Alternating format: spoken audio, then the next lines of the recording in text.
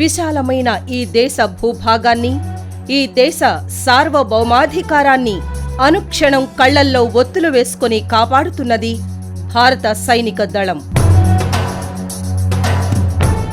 నేను ఈ దేశ సైనికుణ్ణి అని చెప్పుకోవడంలోని గౌరవం, దర్జా మరే ఉన్నత పదవిలోనూ ఉండదంటే అతిశయోక్తి కాదు. దేశ రక్షణ రేఖను కాపాడుతూ కావలి కాయడం, యుద్ధంలో ప్రాణాలకు తెగించి పోరాడడం మాత్రమే కాదు, భారత సైన్యంలో భాగం కావడమంటే దేశంలోని ప్రతి ఒక్కరికి గుండె మీద చెయ్యి వేసుకుని నిద్రించే ధైర్యాన్నివ్వడం, ధైర్యానికే మారుపేరుగా నిలవడం. అటువంటి వీర జవాన్లకు మనసారా సెల్యూట్ చేస్తూ వారిని సగర్వంగా పరిచయం చేస్తూ దూరదర్శన్ సగౌరవంగా సమర్పిస్తున్న కార్యక్రమం.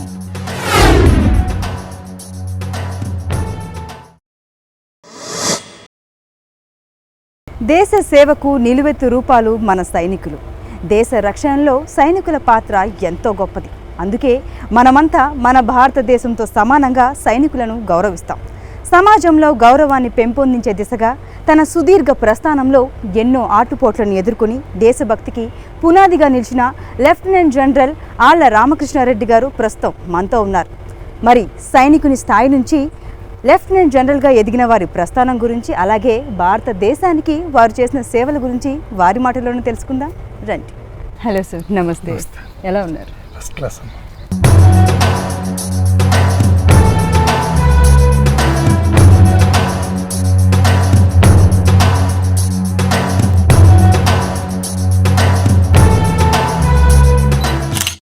సాధారణంగా చాలామంది దేశ సేవ చేయాలనుకుంటారు దేశభక్తితో, కానీ కొందరికే ఆ ఛాన్స్ వస్తుంది.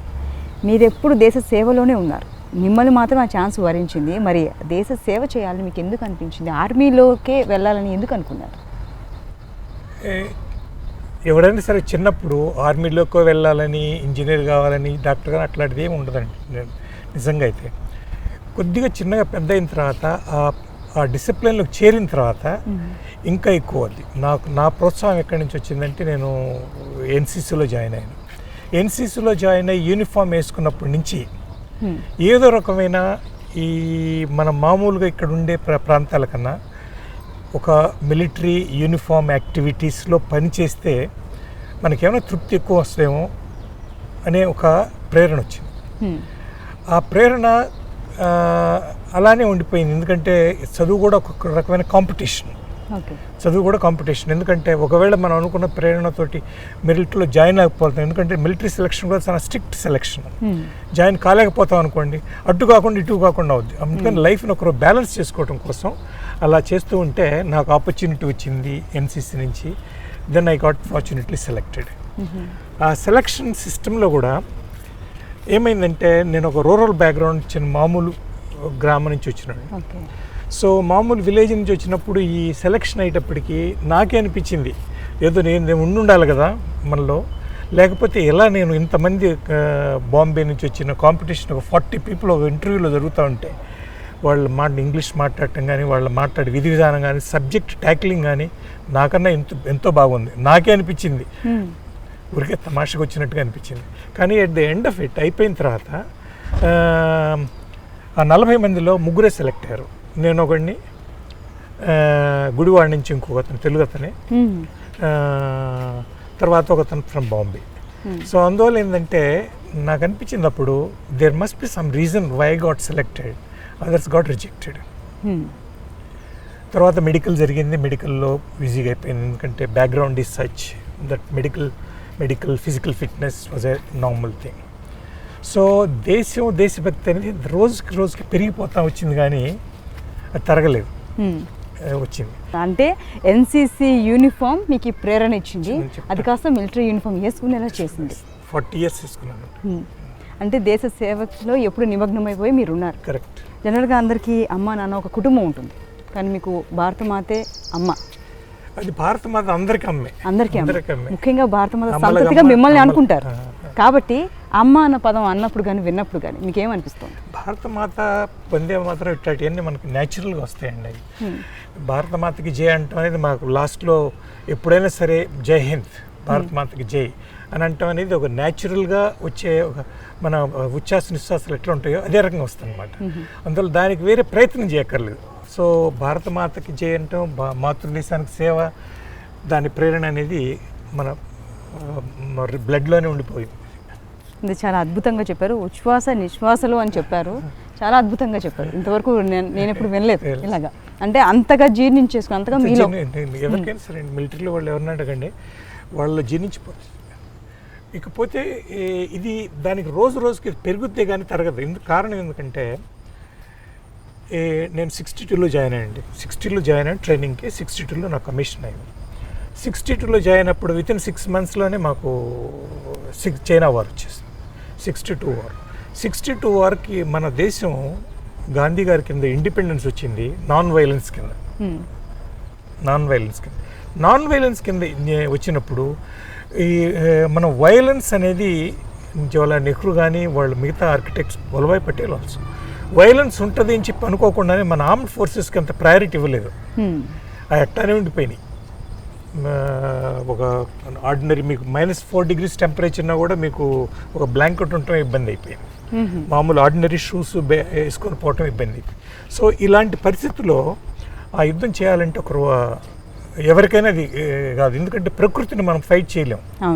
ఎనిమిని ఫైట్ చేయగలిగిన ప్రకృతి ఉండే -4 degrees టెంపరేచర్ మనం తగ్గించలేం కదా. అక్కడ ఉండే మనకి హీటింగ్ అరేంజ్మెంట్స్, కెరోసిన్ ఆయిల్ అవి కూడా లేవు. సో అందువల్ల ఏంటంటే దెర్ వాజ్ ఎ డిఫీట్. 62 అయిపోయిన తర్వాత మా అందరిలో ఆ జనరేషన్లో ఈ మన దేశాన్ని మనం కాపాడుకోలేకపోయామే అనే ఒక రకమైన ప్రేరణ అట్లాడి ఒక పక్కనేమో డిప్రెషను, ఒక పక్కనేమో ఈ depression how to get over the shame on the country అనే స్ఫూర్తి ఎలా వచ్చిందంటే 65 వార్ వచ్చినప్పుడు. సో 62 నుంచి 65కి 3 ఏళ్ళే కదా. 3 ఏళ్ళ దేశం ఎప్పుడు ప్రిపేర్ కాలేదు. మిలిటరీకి ప్రిపేర్ కావాలంటే కనీసం 2 decades కావాలి, 20 ఏళ్ళు కావాలి. ఎక్విప్మెంట్, సఫిస్టికేషన్, ఎనిమి ఎలా ఉందా లేదని. ఈ 3 ఏళ్ళలోనే మనం ఉన్న ఎక్విప్మెంట్ తోటే మనం పాకిస్తాన్ని ఓడించగలిగామంటే దానికి ఎక్విప్మెంట్ కాదు, దాంట్లో ఉండేది అంటే ఆ దేశం కోసం మనం చేసిన ఒక పని పొరపాటు అయిపోయింది, ఇంకా చేయకూడదు అనే ఉద్దేశంతో అదే ఎక్విప్మెంట్, అదే పీపుల్, అదే లీడర్షిప్, అదే 3 ఏళ్ళలో పెద్ద మార్పు వచ్చింది ఏం లేదు. అయినా పాకిస్తాన్ మనం ఓడించాం. 2 రకాలు. ఒకటేమో చాలామంది తెలుసు 65లో 2 రకాలు వారు. ఒక రాన్ ఆఫ్ కచ్లో ఒకటి జరిగింది. తర్వాత మన complete Khem Karan, Ichhogil canal, right up to Jammu and Kashmir. అప్పుడు లాల్ బహదూర్ శాస్త్రి గారు ఉండి జై జవాన్ జై కిసాన్ అని వచ్చింది. అప్పుడు వచ్చిన తర్వాత పాపం ఆయన తాష్కెంట్ వెళ్ళారు. తర్వాత ఎందుకంటే ఆ తాష్కెంట్ అగ్రిమెంట్లో వచ్చిన పొరపాటు జరిగేటప్పటికి మనం గెలిచి జయించిన ప్రదేశాలన్నీ జమ్మూ అండ్ కాశ్మీర్లో తిరిగి ఇచ్చేయాల్సి వచ్చింది పాకిస్తాన్కి. ఆయన ఎంత మనం సైన్యాన్ని లాస్ అయిపోయిన తర్వాత ఎంతోమంది చచ్చిపోయారు, ఎంతోమంది విడోస్ అయిపోయిన తర్వాత మనం గెలిచింది మనం ఇచ్చామని ఆయనలో ఒక రకమైన చిప్పాపం. ఆయన he was no more we lost a prime minister. The country lost a good prime minister.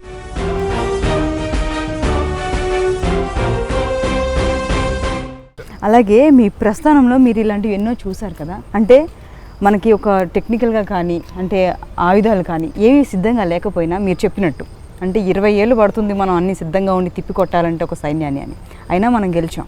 అంటే అటువంటి యుద్ధ సమయంలో దేనికైనా సిద్ధంగా ఉండాలన్నది మాత్రం కరెక్ట్, అది మాత్రం మనం మార్చలేం. అటువంటిప్పుడు వెనకడుగు వేసే వాళ్ళు సైనికులు ఉండరు, ప్రతిదానికి సిద్ధంగా ఉంటారు. అలా విల్ పవర్తో సిద్ధంగా ఉండడానికి మీరు ఏం చేసేవారు? అంటే మిమ్మల్ని ఎలా మోటివేట్ చేసేవారు? మోటివేషన్ అనేది ఒక అబ్స్ట్రాక్ట్. ఫస్ట్లీ ఇంకొక అతను తొందరగా పరిగెత్తామంటే నేను కూడా పరిగెత్తాలనేది అది ఒక మోటివేషన్. మీ దగ్గర ఒక షూట్ చేస్తూ ఉంటే అది టార్గెట్కి పోతా ఉందనేది, ఒకళ్ళకి పోతా ఉంటే నాకు పోకపోతే మోటివేషన్ అది ఎక్స్ట్రా టైంలో నేను ట్రైనింగ్ చేసుకోవాలనేది. సో ఇవన్నీ మోటివేషన్ అనేది లైక్ స్టూడెంట్, ఒకళ్ళు 70% వస్తే నాకు 40% ఎందుకు వచ్చిందంటే అది ఒక motivation to catch up with him. అదే రకంగా అదే టైంలో ప్రపంచంలో ఏం జరుగుతూ ఉన్నాయి, ప్రపంచంలో మార్పులు జరుగుతూ ఉన్నాయి. సోవియట్ యూనియన్ ఒక తట్టు, యునైటెడ్ స్టేట్స్ నాటో ఒక తట్టు, వాళ్ళ ఎక్విప్మెంట్ అప్గ్రేడేషన్ జరుగుతూ ఉంది. ఇంకో పక్క చైనా అప్గ్రేడ్ చేసుకుంటా ఉంది, పాకిస్తాన్ అప్గ్రేడ్ చేసుకుంటా ఉంది. పొలిటికల్ గవర్నమెంట్ అప్పుడు చిన్నగా స్ట్రాంగ్ అవడం మొదలుపెట్టింది భారతదేశంలో. సో ఆ మోటివేషన్ అనేది అన్ని ప్రకారాలుగా అందరికీ వచ్చింది. ఆ మోటివేషన్ మన దేశ రక్షణ అనేది గవర్నమెంట్కి వచ్చింది, కాంపిటీషన్లో వచ్చింది, ఆ మిలిటరీకి వచ్చింది, ప్రజలకు వచ్చింది, బ్యూరోక్రసీకి వచ్చింది. సో ఆ మోటివేషన్ ఇంటిగ్రేట్ అయిపోయిన తర్వాత నేను ఆపేదేం లేకుండా పోయింది. సో అప్పుడు 62 నుంచి 671 తీసుకుంటే 62, 65, 71 సేమ్ మళ్ళీ ఒక 6 ఇయర్స్ మళ్ళీ వచ్చింది. ఆ 6 ఇయర్ లోపల మనం పాకిస్తాన్ టోటల్గా ఓడించేసి డిస్మెంబర్ చేసేసాం, బంగ్లాదేశ్ వచ్చేసింది మనకి. అప్పుడు లీడర్షిప్ పెరిగిపోయింది. ఇప్పుడు కూడా భారతదేశం 1971 వార్లో గెలిచిన యుద్ధాన్ని అమెరికా వాళ్ళు స్టడీ చేస్తారు దాన్ని, యుద్ధ హిస్టరీ లాగా.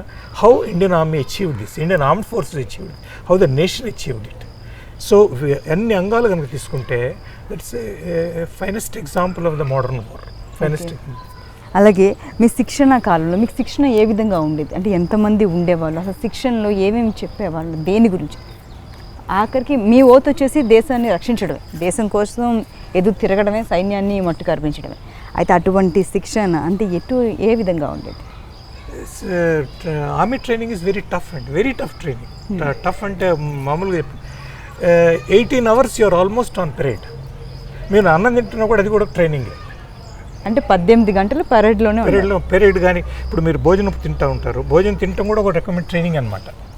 అంటే 2 minutesలో ఎట్లా మొత్తం ఇంత భోజనం తినేసేయాలి, 2 నిమిషాల వ్యవధిలో, అది కూడా ఒక ట్రైనింగ్. పరిగెత్తా తింటాం, అదొక ట్రైనింగ్ అనమాట. సో ట్రైనింగ్ అనేది ఒక టోటల్ 24/7 అనాలి దాన్ని. ఈ ట్రైనింగ్ ప్రాసెస్లో ఇవన్నీ ఇంటిగ్రేట్ అయిపోతాయి. టెక్నాలజికల్ ట్రైనింగ్ అండి, హ్యూమన్ ట్రైనింగ్ అనండి, కమ్యూనికేషన్ ట్రైనింగ్ అనండి, ఇంకోళ్ళని తీసుకుపోవడం అనండి, మెడికల్ ఎయిడ్ అనండి, ఏమైనా తీసుకుంటే ఈ training is A on going process. Upgradation training is competitive. ఒకటి మనలో మనం తృప్తి పడితే ఏం ప్రయోజనం? ఎవరు మన ఎనిమి ఎట్లా ఉన్నాడు, మనకు ఆ ఎనిమి ఎట్లా ఉన్నాడు, ఎంత ట్రైనింగ్లో ఉన్నాడు, ఎంత ఎక్విప్మెంట్లో ఉన్నాడు, వాళ్ళ కెపాసిటీ ఏంది, వాళ్ళ నేషన్ కెపాసిటీ ఏంది, అవన్నీ చూసుకుంటే భారతదేశం దానికన్నా ఒక అడుగు ముందు ఉండాలంటే మనం ముందే ఉండాలి కదా. సో దానికోసం మన సివిల్ గవర్నమెంట్ బడ్జెట్ అవన్నీ చూసుకుంటా ఉంటే ఎక్విప్మెంట్ ట్రైనింగ్ విధానం వస్తుంది. అలాగే సార్, కొద్దిపాటి వాతావరణ మార్పులకే మేము ఇబ్బంది పడుతుంటాం, ఎందుకంటే అన్ని వేళలా ఒకే వాతావరణ పరిస్థితులు ఉండవు. అటువంటిది రక్షణ రేఖ దగ్గర భయంకరమైన వాతావరణ పరిస్థితులు ఉంటాయని మేము తెలుసుకున్నాం. అంటే అవి ఎలాగో ఉంటాయి, సామాన్యంగా ఉండడమే కష్టం. అటువంటి పరిస్థితులు యుద్ధం అంటే అది మరీ కష్టం, ఒక పెద్ద సవాల్ అని చెప్పొచ్చు. అటువంటి పరిస్థితుల్లో మీకు ఏమనిపించింది, ఎలా అధిగమించేవాళ్ళు అసలు మీరు? ఇప్పుడు భారతదేశం సరిహద్దులు తీసుకుంటే మనకి సముద్ర భాగాలు కొన్ని ఉన్నాయి, డెజర్ట్ కొంత ఉంది, ఎడారి భూములు ఉన్నాయి, మళ్ళీ పంజాబ్లోకి తట్టుకొచ్చేటప్పటికి పొలాలు ఇవి ఉన్నాయి. ఇంకా కింద చిన్నగా పోతూ ఉంటే చిన్న కొండలు, శివాలిక్స్ అంటారు, చిన్న కొండలు ఉంటాయి బిలో 5000 feet. అక్కడి నుంచి ఇంకా పైకి పోతూ ఉంటే 11,000, 12,000, 13,000, 1 less అంటారు. 20,000 కన్నా 19,999 1 less అంటారు ఆ ఫ్యూచర్. అట్లా పోతూ ఉంటే China border, complete China border మన ఉత్తరాంచల్ అది తీసుకొని అట్లా పోతూ ఉంటే సిక్కిం, భూటాన్ అండ్ అరుణాచల్ పోతూ ఉంటే యావరేజ్ హైటే 14,000 feet. Okay, average height. So ఇలాంటి దాంట్లో సీజన్ లాగానే మారుతూ ఉంటుంది, కొన్ని చోట్లేమో హై ఆల్టిట్యూడ్ అయినా ఒకటి డెజర్ట్ ఏముండదు అక్కడ. 14,000 -34 degrees అయినా కూడా -34 అక్కడ స్నో పడదు, వాన కురవదు, ఏమి డెజర్ట్ స్టామ్స్ వస్తూ ఉంటాయి, మన డెజర్ట్ స్టామ్స్ లాగా వస్తూ ఉంటాయి. ఒక స్టామ్ కనుక వస్తే, డెజర్ట్ స్టామ్, శాండ్ స్టామ్ కనుక వస్తే అదొక 7-8 రోజులు ఉంటుంది అట్లనే. అది ఎందుకంటే గాలి లేదు కాబట్టి సెటిల్ కాదు, అట్లానే ఉండిపోయింది. Now breathing is become a problem. So rarity of atmosphere అంటారు దీన్ని. ఆక్సిజన్ తగ్గుద్ది, హైట్ వచ్చేటప్పటికి ఆక్సిజన్ తగ్గుద్ది, 4 అడుగులు వేసేటప్పటికి శ్వాస తగ్గుద్ది. So you have to stop, then breathe. ఇది కాకుండా మీకు చూడాల్సిందంటే నేను వెళ్తున్నాను అనుకోండి, నాకు సామాను ఎవరు మోస్తారు? రాత్రికి నేను ఉండాలంటే I have to have a blanket, at least 1 blanket, if not 3. నాకు మా భోజనం కావాలా, నాకు మంచినీళ్ళు కావాలా, ఇవన్నీ కాకుండా నా రైఫిల్ ఉండాలా, నాకు అమ్యునిషన్ ఉండాలా, నా గ్రెనేడ్ ఉండాలా, నా లాంచర్ ఉండాలా, నా కమ్యూనికేషన్ ఎక్విప్మెంట్ ఉండాలా. ఇవన్నీ ఎవరు మోస్తారు? There is no somebody to carry. అవును. మీరే ఎన్ని మోస్ట్. సో టోటల్ వెయిట్ నీ సెల్ఫ్ వెయిట్ కనుక you must 40 kg. Self weight it self comes to about 50 kg. ఈ వెయిట్ ఇదంతా మోసుకుంటా. సో ఎప్పుడైనా ప్రాబ్లం వస్తే మేము ఈ ఫుడ్ ఇవన్నీ తగ్గించుకుంటాం కానీ ఈ అమ్యునిషన్ తగ్గించుకోవడానికి లేదు. ఈ అమ్యునిషన్ తగ్గించుకుంటే ఎక్కడి నుంచి వస్తే ఫుడ్ అయితే ఎక్కడో ఒకటి ఏదో ఒకటి చేసుకోవచ్చు. You can live on 4 biscuits per day, no problem. కానీ you can't live without ammunition. అందువల్ల ఇవన్నీ తీసుకుపోయేటప్పటికీ ఆ ఏరియాలో లివింగే ఇబ్బంది అయిపోద్ది. You take Siachen glacier. ఇప్పుడు మన వాళ్ళు అక్కడ గ్లేషియర్లో సియాచిన్ గ్లేషియర్లో మనకి రోజు ఆల్మోస్ట్ మంత్కి 5-6 క్యాజువాలిటీస్ జరుగుతూ ఉంటాయి ప్రాణం పోయి. ఒక 30 to 40 ఫ్రాస్ట్ బైట్, చిల్ బ్లైన్స్ కొట్టుకునేది, ఉంగరాలు ఇది ఏళ్ళు లేకుండా పోయేది, టోస్ లేకుండా పోయేది, ముక్కు అడ్డంగా పోయేది, చెవులు అడ్డంగా పోయేది, ఇవన్నీ జరుగుతాయి అన్నమాట. సో నేను ఇక్కడ నేను రక్షణగా ఉంచితే, ఈ బార్డర్ కనుక రక్షణగా ఉంచితే మిగతా వాళ్ళ నా దేశం రక్షణ కూడా. ఆ సెల్ఫ్ మోటివేషన్ అనేది లీడర్షిప్ వస్తుంది. ఆ లీడర్ అనే అతను అక్కడే కూర్చొని వాళ్ళతో మాట్లాడుతూ చేసుకుంటా డిఫికల్టీస్లో మనం ఎట్లా పోవాలని కనుక ఆలోచిస్తే అది న్యాచురల్గానే వచ్చేస్తుంది. So it has become part of your body. So మీరు చెప్పారు కదా, చాలా సవాళ్ళతో కూడుకున్న ప్రయాణం అని కాదు, ఇంకా మీ జీవితం అంతా అట్టే అంకితం చేసేశారు. మరి ఏదైనా సరే మీ జీవితం మొత్తాన్ని ఒక పుస్తకంగా మలిచి ఒక టఫెస్ట్ క్లిష్టమైన అధ్యాయం ఏది అంటే మీరు ఏం చెప్తారు?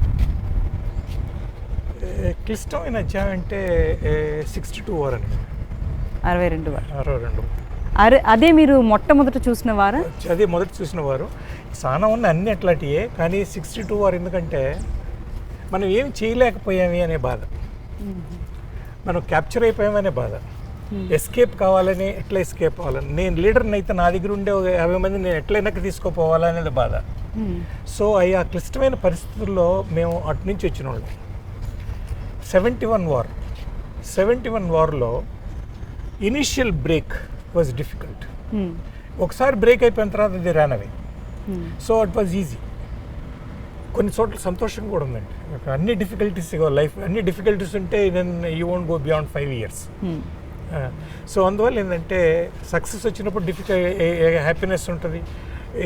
ఎప్పుడు 10 రోజులు రాకుండా ఉంటే మెయిల్ డ్రాప్స్ కనుక పోస్టల్ డ్రాప్ ఒక బ్యాగ్ కనుక వస్తే అది ఇంకా హ్యాపీనెస్ వస్తుంది. చూడగల మాకు హ్యాపీనెస్, ఇంటి దగ్గర నుంచి కమ్యూనికేషన్ వచ్చింది అని అర్థం.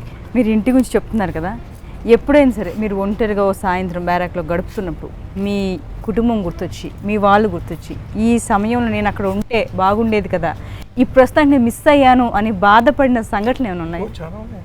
ఫర్ ఎగ్జాంపుల్ 62 వార్ అయిపోయిన తర్వాత అండి 5.5 years ఎవరింటికి పోలేదు. No leave was prohibited. 5.5 సంవత్సరాల వరకు. 5.5 సంవత్సరాలు ఎవరింటికి పోలేదు. Everybody remain there. So barring emergencies ఎవరన్నా కాలం చేయటం అట్లాంటివి ఉంటే తప్ప మిగతా వాళ్ళు ఎవరు రొటీన్ లీవ్లు పోయిన వాళ్ళు లేరు. పోలేకపోయానని చెప్పి మా ఇంట్లో ఎన్నో జరిగి ఉంటాయి, పెళ్ళిళ్ళు జరిగి ఉంటాయి, ఇంక పిల్లలు పుట్టుంటారు, వచ్చి ఉంటారు, పోయి ఉంటారు. అది బ్యాచులర్ అట్ దట్ టైం.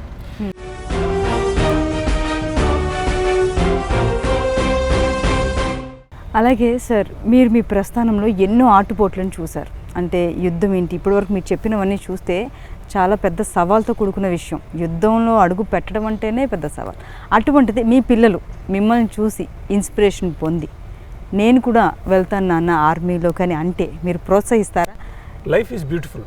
ఏమైనా సరే, కష్టాలైనా సరే, ఏమైనా సరే, ఆ కామ్రేడర్, వాళ్ళ బ్రదర్హుడ్, వాళ్ళ బిలాంగింగ్, ఇంకోళ్ళ కోసం ఇంకోళ్ళు సాక్రిఫైస్ చేయటం, ఇట్లాంటివన్నీ ఒక మిలిటరీలోనే జరుగుతాయి. ఇట్లాంటి ఇంకోళ్ళు ఏమైనా నాకేమైనా సరే వాడిని తీసుకొని రావాలని చెప్పి డెడ్ బాడీస్ని కూడా తీసుకురావడం గురించి మాకు తెలుసు కార్గిల్ వార్లో. సో అందువల్ల ఏంటంటే నేను లైఫ్ నాట్ డబ్బులు ఒక్కటే కాదు, మెనీ అదర్ థింగ్స్. సో ఆ పాయింట్ ఆఫ్ వ్యూలో నన్ను మాడు చెప్పాను, హీ జాయిన్ ద ఇంజనీర్స్ అంటే is not a engineer, construction engineer, is combat engineer. So వాళ్ళందరికన్నా ముందు పోయే, ఇంకా ఇన్ఫెంట్రీ కన్నా ముందు పోయే ఇంజనీరింగ్ అనమాట. సో ఐ మోటివేటెడ్, ఐ హోట్ ఓన్లీ వన్స్ అని. వాడు కూడా ఆర్మీలో జాయిన్ అయిపోయాడు కాబట్టి. సో వేరే మోటివేషన్ నేను ఎవరిని అడిగితే ఆర్మీలో జాయిన్, నీకు లైఫ్ కావాలా డబ్బులు కావాలని అడుగుతాను అనమాట. లైఫ్ కావాలంటే ఆర్మీలో జాయిన్ కావాలి, డబ్బులు కావాలంటే ఇంకా మెనీ అదర్ ప్లేసెస్. ఏదో ఒక రోజు ఒక బుల్లెట్కి ప్రాణం పోతుందని మీకు అనిపించినప్పుడు 40 సంవత్సరాలు మీరు ఎలా ఉండగలిగారు? అట్లా కదండి, ప్రాణం పోద్దని ఎవరు అనుకోరు, మేము ప్రాణం తీయాలనుకుంటాం. ప్రాణం మేము మా కానీ ప్రాణం పోగొట్టుకొని దేశ మన రక్షణ ఏం చేస్తాం సైనికులు మేము? కొందరు వీరమరణం అది పొందారంటే మాకు బాధ. వీరమరణం వేరు. ఏంటంటే మీకు ఇంకో ఆపర్చునిటీ లేదు. ఇప్పుడు ఇక్కడ నేను ఫైట్ చేస్తున్నాను, మన వాళ్ళకు 50 మంది వచ్చారు, మేము 4గురమే, మనకు ఆపర్చునిటీ లేదు. అప్పుడు మేము యూఆర్ రెడీ ఫర్ ఎనీథింగ్. కానీ ఇప్పుడు మనం కావాల్సింది ఏంటంటే, నేను ఇంత గవర్నమెంట్ నా మీద ఎంత ఖర్చు పెట్టి ఎంత ట్రైనింగ్ చేసినప్పుడు సాగు కాదు కరెక్ట్, వాళ్ళని చంపడం కరెక్ట్. మన దేశాన్ని రక్షించాలంటే మనం బతికుండాలి. సో సాక్రిఫైస్ అనేది comes only after you are not been able to వాళ్ళని మనం న్యూట్రలైజ్ చేయలేకపోయినప్పుడే మన సాక్రిఫైస్ వస్తాయి. డైరెక్ట్ సాక్రిఫైస్ అనేది ఉంటుంది. ఎవరు నేను పోయింది ఆర్మీలో జాయిన్ చావటానికి కాదు, ఆర్మీలో జాయిన్ ఎందుకంటే దేశాన్ని రక్షించడం కోసం. ఆ ప్రాసెస్లో ఏమన్నా అయితే అది వేరే విషయం. అలాగే ఎవరైనా ఒక మిలిటరీలోకి ఆ కథన రంగంలోకి అడుగు పెట్టారంటే నాకు పలానా ఇన్స్పిరేషన్, పలానా వారి నుంచి ప్రేరణ పొందాను అంటారు ఒక మహానుభావుల గురించి మాట్లాడినప్పుడు. గడిచిన కాలంలోకి మిమ్మల్ని వెనక్కి తీసుకెళ్ళిన టైం మిషన్ మీకు దొరికింది అనుకోండి, మీరు వెనక్కి వెళ్ళి ఎవరిని కలుస్తారు, ఏం మాట్లాడతారు? ఉన్నారండి, మాకు నా టీచర్స్ ఉన్నారు. ఏవి హనుమంతరావు గారని, బసవయ్య గారని మా టీచర్స్ వాళ్ళు ఎన్సీసీ మాస్టర్స్. నేను చెప్తా ఉండేవాళ్ళు, వాళ్ళకి ఆర్మీ అంటే ఏమీ అంత అవగాహన లేదు, ఏమీ లేదు. అయినా కూడా ఉన్న దాంట్లోనే వాళ్ళు చెప్పేవాళ్ళు. కృష్ణ అనిపించేవాళ్ళు ఆ రోజులో, రామకృష్ణారెడ్డి కాబట్టి కృష్ణ, నువ్వు ఆర్మీకి పోతే బాగుంటుందని చెప్పి. ఎందుకంటే వాళ్ళు ఎంతమందిని మోటివేట్ చేసినా ఎవరు బాలేదు, ఆఖరికి నన్ను పెట్టేశారు. అందుకు వాళ్ళని ఎప్పుడు నేను గుర్తు చేసుకుంటూనే ఉంటాను. మాకు హెడ్ ప్రిన్సిపల్ గారు ఉండేవాళ్ళు, టేకుమళ్ళ రామారావు గారు, is also a great motivator. So join కావడానికి అది మోటివేషన్, జాయిన్ కావడానికి. ఇకపోతే మా ఫ్యామిలీ గురించి అంటే లైక్ టిపికల్ ఫ్యామిలీ అనమాట మాది, ఆర్థోడాక్స్ ఫ్యామిలీ. ఎందుకు అక్కడ పోయేది, ఇక్కడేం తక్కువ ఉంది మనకి అనే ఫ్యామిలీ అనమాట. సో అందువల్ల ఏంటంటే అక్కడి నుంచి ఇన్స్పిరేషన్ వచ్చింది అని నేను అనుకున్నాను. సో ఇది మా టీచర్స్, మా ఫ్రెండ్స్, నాది మోటివేషన్. తర్వాత మా పేరెంట్స్ ఏం అబ్జెక్ట్ చేసింది ఏం లేదు, పోతానంటే అయిపోయింది. So case close. అలాగే ఆర్థోడాక్స్ ఫ్యామిలీ అన్నారు. ఇక ఫ్యామిలీ విషయానికి వస్తే ఆర్మీలో ఫిట్గా ఉండడానికి మంచి పౌష్టిక ఆహారం అంటే ఒక తిండి తిని మంచిగా ఉండాలి. ఇక్కడ నచ్చిన రుచుల కోసం అయితే చేసు తినొచ్చు, లేదా ఫోన్ చేస్తే వస్తాయి, ఆర్డర్ చేస్తే. మరి ఆర్మీలో ఏ విధంగా ఉంటుంది? అంటే ఎన్నో రకాల వాళ్ళు అక్కడ ఉంటారు. అంటే ఎటువంటి తిండి, అంటే ఏ స్టైల్లో ఉంటుంది, సౌత్ నార్త్ ఏదనుకోవచ్చు? ఇప్పుడు ఆర్మీలో తిండికి ఏం తక్కువ లేదండి. ఇంకా ఈ స్టార్వేషన్ డెత్స్ అట్టడి లేవు ఆర్మీలో. ఎందుకంటే ఒక 10 రోజులు తినకపోయినా ఏం కాదు బాడీకి. మనం ఇక్కడ అనుకుంటాం, కానీ 10 రోజులు మీరు ఎవరైనా ట్రై చేయండి, 10 రోజులు తినకపోయినా ఏం కాదు. అందువల్ల ఏంటంటే అది కూడా ఒక రకమైన ట్రైనింగ్ అనమాట. అది ఒక training. 24 hours no water, no food, keep on walking, keep on marching. At the end of it only you will get it. That's also part of training. So పోతే అప్పుడు దొరికినప్పుడు ఏదైనా రుచిగానే ఉంటుంది. ఆ సమయంలో ఏదైనా రుచిగానే ఉంటుంది. అందువల్ల రుచివైన ఫుడ్ అది ఆర్మీలో లంగర్స్, కుక్స్ అని ఉంటారు, ఎవరికి వాళ్ళే బాగానే వండి పెడతారు నా అభిప్రాయం. ఒకవేళ వాళ్ళు వండలేకపోతే ఈ ఫార్వర్డ్ ఏరియాస్లో అండ్ ఆల్ దోస్ థింగ్స్ లేకపోతే మానేసి తింటాం, మర్నాడు అదే రుచిగా ఉంటుంది. మర్నాడు రుచిగా ఉంటుంది, ఆకలి మీద ఉంటాం కాబట్టి. అందువల్ల ఏంటంటే తిండికి పెద్ద ఇంపార్టెన్స్ ఇచ్చింది లేదు, క్వాంటిటీకి ఇంపార్టెన్స్ ఇచ్చింది. క్వాలిటీ కన్నా నాకు పెట్టారా లేదనే దానికన్నా ఏం పెట్టారనే దానికన్నా పెట్టారా లేదనేది ఇంపార్టెంట్. అలాగే మీకు వచ్చిన మెడల్స్ గురించి, జీవీఎస్ఎం, ఏవిఎస్ఎం, అసలు ఇవన్నీ ఎలా సాధ్యం, అంటే వచ్చినప్పుడు మీరు ఎలా ఫీల్ అయ్యారు? అసలు పరమవిశ్వ మెడల్ నాకు ఇచ్చినప్పుడు నేను ప్రెసిడెంట్ దగ్గర తీసుకుంటా ఉంటే అది రకమైన రోమాంచనం. అనౌన్స్ చేసినప్పుడు ఒకటి, ఆయన దగ్గర తీసుకునేటప్పుడు ఒకటి. So it's a nice feeling. చేసిన దానికి ఒక రకమైన రికగ్నిషన్ వచ్చిందనే ఇదన్నమాట. దాంతో మరింత ధైర్యం, ఇంకొకరు వస్తే ఇంకా ఎక్కువ చేయాలనే ఇది వస్తుంది. అలాగే స్వాతంత్ర కాలం నుంచి కూడా మనకి సంగీతం, సాహిత్యం వీటికి ఏమీ కొదవలేదు, మాధ్యమాలు దొరుకుతూ ఉంటాయి. అంటే మిమ్మల్ని ప్రేరేపించిన సినిమాలు కానీ, ఓ మంచి సంగీతం సంబంధించిన పాట కానీ ఏమైనా ఉన్నాయా దేశభక్తికి సంబంధించి? ఇప్పుడు లతా మంగేష్కర్ పాడిన పాట ఒకటి ఉంది, ఏ మేరే వతన్ కి లోగో అని. జవహర్లాల్ నెహ్రూ కళ్ళ నీళ్ళు వచ్చేసినాయండి ఆ పాట పాడుతూ ఉంటాయి. ఈ పాట ఇప్పుడు ఎవర్ గ్రీన్, అది ఇప్పుడు కూడా ఎక్కడంటే అక్కడ పాడుతూనే ఉంటాయి.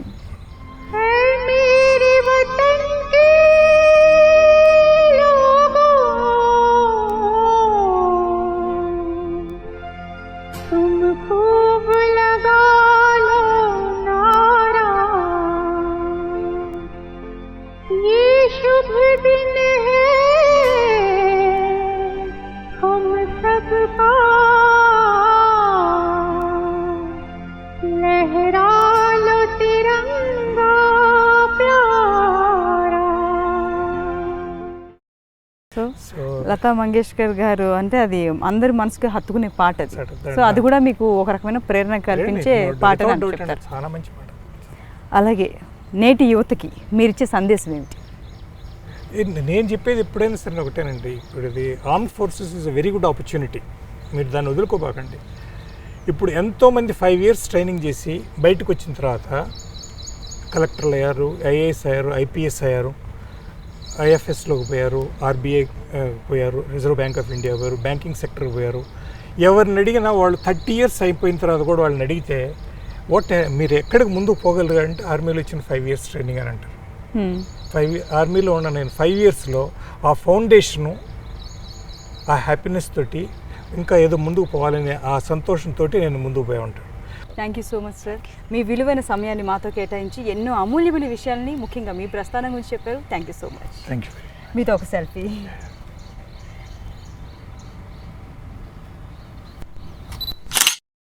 ఓకే, చూసారు కదండి, లెఫ్టినెంట్ జనరల్ ఆళ్ళ రామకృష్ణారెడ్డి గారి ప్రస్థానం గురించి ఎన్నో విషయాలు తెలుసుకున్నాం కదా. అలాగే యువతకి వారిచ్చిన సందేశం కూడా ఎంతో అమూల్యమైంది. మరి నేటి యువత మన భారతదేశ రక్షణలో భాగస్వాములు అవ్వాలని కోరుకుంటూ జై హింద్.